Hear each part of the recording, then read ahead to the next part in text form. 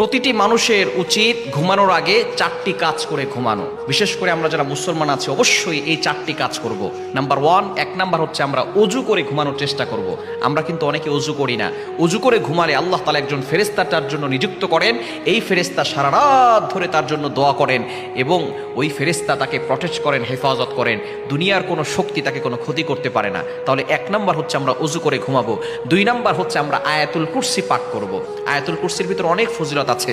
যাদের জিনের সমস্যা আছে, জাদুটোনার সমস্যা আছে, তারা ঘুমানোর আগে অবশ্যই অজু করে ঘুমাবো, আয়াতুল কুরসি পড়বো। এবং 3 নাম্বার হচ্ছে 3 কুল পড়বো, সূরা ইখলাস, সূরা ফালাক, সূরা নাস। এই শেষের 3টি সূরা পড়বো, তাহলে আল্লাহ তাআলা সকল ধরনের বিপদ আপদ থেকে হেফাজত করবেন। এবং 4 নাম্বার হচ্ছে বিছানা ঝেড়ে তারপরে ঘুমানোর চেষ্টা করব। আমরা অনেক সময় বিছানা না ঝেড়েই ঘুমিয়ে থাকি।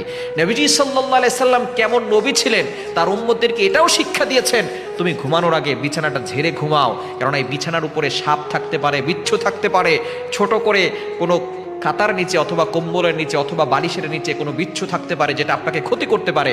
এজন্য 1500 বছর আগে আমার নবী শিক্ষা দিয়েছেন, ঘুমানোর আগে বিছানাটা সুন্দর করে ঝেড়ে তারপরে ঘুমাও। কেমন নবী আমরা পেয়েছি। সুতরাং অবশ্যই ঘুমানোর আগে এই 4টি কাজ করে ঘুমাবো, তাহলে আল্লাহ বিপদ থেকে হেফাজত করবে।